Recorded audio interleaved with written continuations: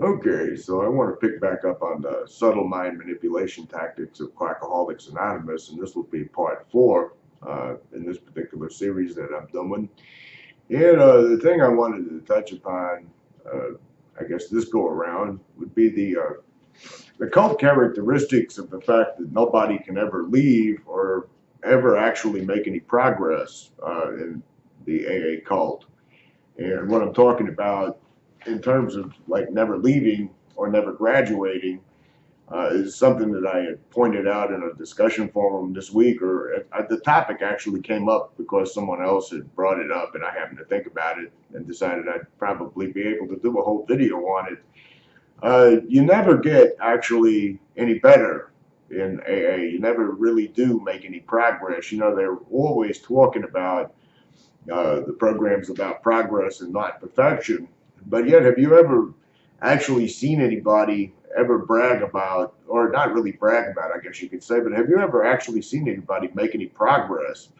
I know that one of the most disconcerting things that I remember hearing when I was new to AA would be people that had a lot of years of a lot of time underneath their belt would say in meetings things like, I'm just as sick as I ever was the day I got here, or, you know, there's no cure, you can never get better, that you're like men who have lost their legs, you can never grow new ones, which I kind of find, I always thought would be kind of insulting to people who have actually gone through something like that. Like if you've gotten your legs cut off in an industrial accident or in a car wreck and somebody came up to you and said, you know, I know how that is, you know, because I have a drinking problem and I'll never be able to drink again. I've got it just as hard as you are, you know. It was kind of like when I would hear people compare it to having cancer. I used to think, you know, if you went to an oncology ward and you walked up to a patient that had terminal cancer and you said that you could relate to them because you have a disease that involving drinking, I think that the comparison of that, when you look at it in the real world, is really no description for the ludicrous nature of it, but not also the insulting nature of it. I mean, if you're a guy who's battling terminal cancer and someone said my drinking problem is on the same level as yours, I think I think his first reaction would probably be to knock the shit out of you. But you know, I actually accepted the narrative when I first joined Quackaholics Anonymous that there was actually no cure for addictive behavior, that you can never actually mature past your addiction. I never did know about the research that science shows in the medical community. You have to kind of dig pretty hard to find it, but uh, that people oftentimes, it's known, actually mature out of their addictions, that they grow out of it. I mean, you've probably, no doubt, you know someone or were someone that, you know, you might have done a lot of heavy partying when you were in your 20s, and you know, you're just not doing it anymore when you get older. It's almost like something you just evolved past. I mean, it doesn't happen to everyone. It didn't happen with me. I mean, you know, when I became heavily addicted to alcohol in the early days, I look back on it now and I can see actually the situations that fueled it. Plus, I also believe that my own uh, OCD played a huge role in my own addiction and in my own addictive behavior. But the interesting thing that it didn't stick out to me when I first joined the cult was the idea that you could never graduate. But not only that, it was after a period of time I noticed that you never do actually get to mark any progress or say that you've gotten any better in any area of your life. You know, there were people I saw in certain meetings that were complaining about the same things and moaning about the same issues that they've been moaning about for years. You know, I mean, if you're a member of a home group for a particular period of time, you already know what the people are going to say. But, you know, in some level, uh, you would think that over a period of time, if this program works so well and the solution is so grand and, you know, it just turns your whole entire life around, that somewhere along the way you would evolve past the need to keep complaining about some sick relationship you're in, or keep complaining about some character defect that's causing you all this pain in your life. I mean, it would seem to me like if you had any capability to learn from your past, that you would know somewhere along the way, you would actually kind of have some click in your brain that would say you need to stop doing the things that keep bringing you these results. I mean, that's really kind of a central point that actually made me want to do this video. You know, oftentimes they'll say in those meetings that insanity is doing the same thing over and over again, expecting different results. And of course, a lot of the times people will misattribute that quote to Einstein. Well, you know, Einstein wouldn't have said something that ridiculous anyway. I mean, the idea that he would have come up with something like that should in of itself be enough evidence to demonstrate that he never actually said something like that. But if you do a little online searching, you'll see that the first time that that sentence actually appeared anywhere was in the early 1980s. There was a novel written by Rita Mae Brown that had that line in there, and there was a couple of early 1980 AA pamphlets that also had something similar to that in there, and it just kind of evolved to. It's one of those things, though, that's said so often it's even heard in pop culture. I've seen it said in movies. I've seen it said in classrooms. I've seen teachers even use it before and everything else. It's kind of like, I made a comparison to it that it was like Marie Antoinette. You know, so many people believe that she actually said, "Let them eat cake," right before the revolution. And there's no evidence whatsoever that she ever did say that. It's one of those things that just caught on into the public mind, and it just never went away totally. But you can research that too if you want to. She never said let them eat cake. And the point that I was bringing up in all of this is that if insanity is truly doing the same thing over and over again, expecting different results, then that would mean that actually Alcoholics Anonymous is that textbook definition, because here you've got these people that have been sitting there for 20 years, 25 years that are doing the same things over and over again, talking about how, you know, one day they'll achieve a spiritual awakening, or one day they'll, they'll achieve serenity, or one day they'll, do something about their character defects or whatnot. But actually, nothing like that ever happens. I mean, you do all 12 steps and you just have to start all over again from the very beginning. In other words, you never learn anything in Quackaholics Anonymous. You know, they're always talking about growth and how you're supposed to grow. And yet, it seems like the development mentally of a lot of the people I encountered in there, the ones that were, your bullies, your big book thumpers, your gurus that had to always be right. That, by the way, is another sign of a cult. The guru is always right, and the lay people, the rank and file members, are always wrong. But in terms of mentally developing, is like with neuroplasticity, where they say you constantly, need new concepts and you need new things to think about in order to healthily develop mentally. There is none. These people are actually, some of the utter shitbags of the world that I met in there are the same exact people that they were 4 and 5, 6, 7, and 10 and 11 years ago. There's actually no room for changes. There's no room for growth. And the reason for that being is, like in all religious cults, you only have one particular absolute dogma that you must adhere to for the rest of your life, and you can never evolve past that. So therefore, it's almost like a stagnation. It used to kind of crack me up in meetings when they would talk about, people stagnating and not growing and everything. And I thought, well, one sure way to stagnate and never grow is to just keep doing the same slogans and repeating the same steps and blabbering about the same problems day in and day out forever, and saying that you can never grow beyond those, so you can never graduate from the whole entire thing.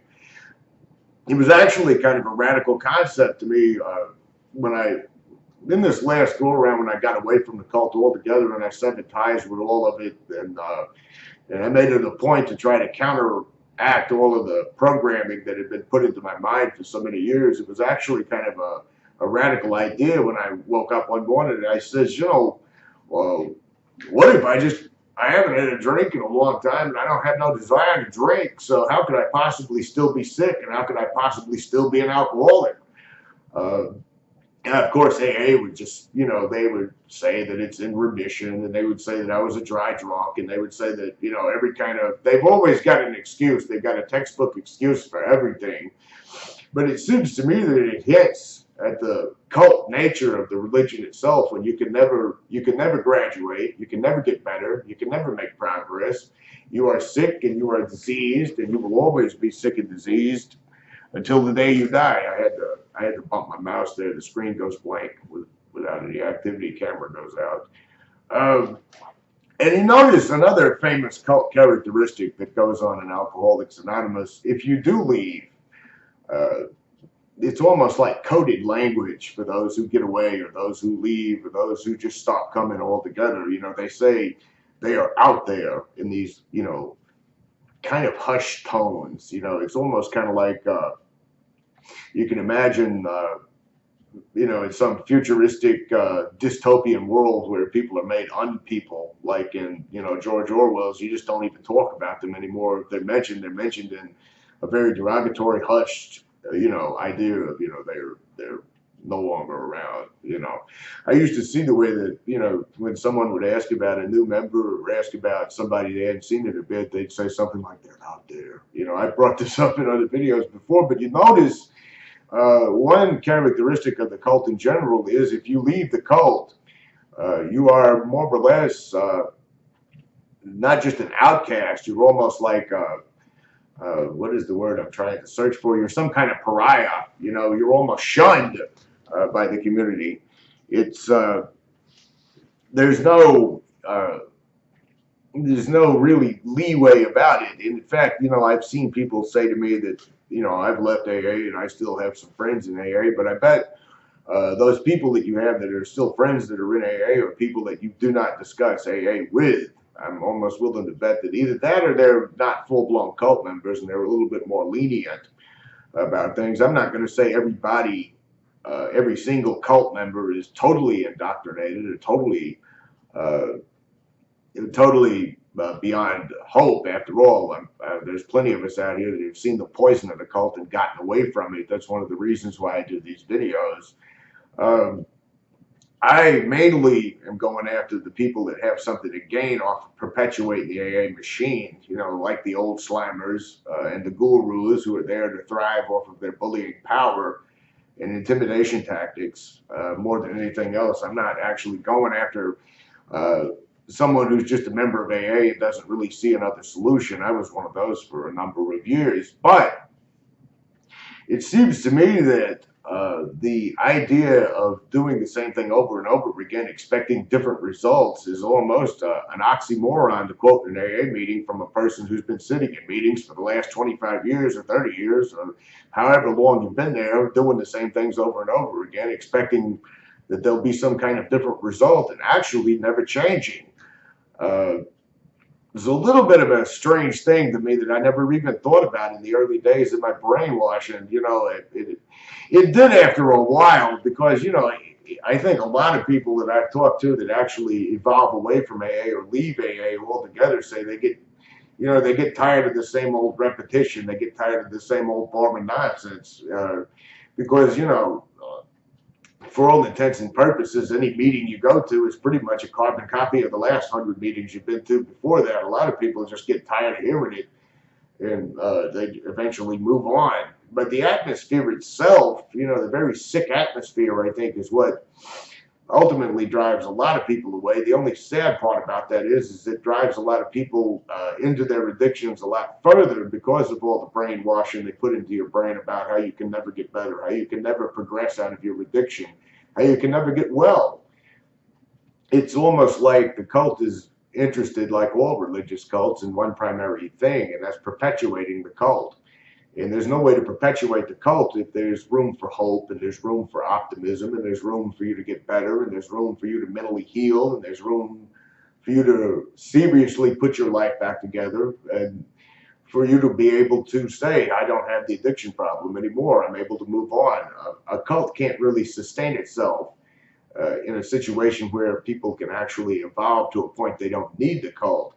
If you notice, AA keeps people primarily outside of the bullying old timers and the more disgusting vermin that make up its rooms that are there for the purpose of having a playground for their predatory behavior. AA controls 99% of the people out of fear. Fear that if you leave, you'll get drunk again. Fear that if you go away from it, or if you deviate from these steps and patterns, that you're doomed to drunken death. And it always makes me a little bit skeptical when I see AA true believers and they profess a love for the program itself. Can you truly love a program that you're more or less a slave to? Can you truly love something that you have to surrender your independent thought, that you have to constantly self-abase and put yourself down all the time as being something that's totally worthless without the backbone of the cult behind you and the cult God supporting you? Is there truly any way you can love something like that? You see, it was kind of a question that I kind of formulated a long time ago in regards to religious matters, but I'm not going to get into that here. But is it possible to be in an organization that constantly threatens you with institutions, with death, that constantly gloats off the failures of other people, that constantly has to build itself up as being the only type of solution, that cannot tolerate any criticism? Is it possible to really love something like that? Is it possible to feel any kind of true gratitude to something like that? Wouldn't it all be eat up with a type of insecure fear underneath it, that if you're never not good enough, not anointed enough by the people who are running the whole entire thing, that you could possibly at any given moment fall and get drunk and therefore not really one of their success stories, and then you can face being ostracized and tossed to the side, and then if you do and end up committing suicide or drink yourself to death, you're looked upon as someone who's not in God's grace. Is there any way you can truly formulate a loving relationship in a situation like that? Without getting into religion, it was, you know, I've referenced 1984 and Big Brother on here a few times. And ultimately what the party wanted, they didn't want blind obedience. They wanted you to love it. They wanted you to love Big Brother. That was the ultimate goal of their psychological breakdown and torture at the end of it all. And I remember at the time, of course, you know, you can capitulate under torture, you can capitulate under fear, you can capitulate if you think your life is in danger, but can you truly ever love something that's constantly holding a threat of punishment over you? You know, can you truly formulate any kind of value in terms of love or in terms of a real friendship when it's all contingent upon cult doctrine and cult dogma that ultimately teaches you that you are a failure, that your own thoughts are no good, that the people who are in there that are scum of the earth are ultimately better than you because they know how to say the right things and they've got a lot of time under their belt, and that you should always be forever subservient under them? Can a slave ever truly love its master? I don't really know. I think that's kind of an open-ended question that's up to whoever the viewer hears to speculate upon. But I just don't see how it would be possible that you could ever formulate a type of loving bond in a situation where you're under constant threat of you know, drunkenness and death. To me, any type of love would be superficial. It would be out of fear. It would be totally based upon the fact that you're terrified of failure. And it's another reason why I believe so many old-timers are such cruel, mean, vindictive, bullying assholes. If you want to know the truth of it, the more I'm away from it now, I can kind of get an objective view of the entire thing because I'm not so emotionally angry at them. I mean, I'm still very much angry at them, but when I'm talking about them right now, I can actually, that's my dryer, just went off and ruined it, but I'm not going to start recording all over again. But when you're away from it for a little while and you're a little bit detached and you're not quite as much rage as you were at the beginning, in the kind of state where I'm at right now, where I can kind of objectively look back on it, I wonder if that's not the reason why there's so much rottenness at the core of Alcoholics Anonymous. When you really look close at the society and the fellowship that exists underneath the surface, it's a very debased, rotten type of society. It's a very, well, cruel and sadistic one even. And I often wonder if that's not as a result of this fear-hate relationship that you have with the cult and your so-called higher power that's keeping you from drunken death by being a blind servant to it. I wonder if it doesn't make you neurotic to live in a state of constant fear and anxiety like that all day long. I know that for me, it was an exceedingly depressing place to be, even in moments where I'm almost tempted to say I had, some good times in the AA community. When I really think about it in great detail, I can safely say I did not, because all of it was overshadowed by the constant threat of drunkenness, by the constant threat of death, by the constant uh, realization that the other members would just immediately shun you if you failed in any kind of way, shape, form, or fashion. Of course, once you've actually experienced it, where you fall off the wagon really hard and really fast, and they all do shun you, it was actually a blessing in disguise, because it forced me to take a look at the superficiality of what I had been living in for so long.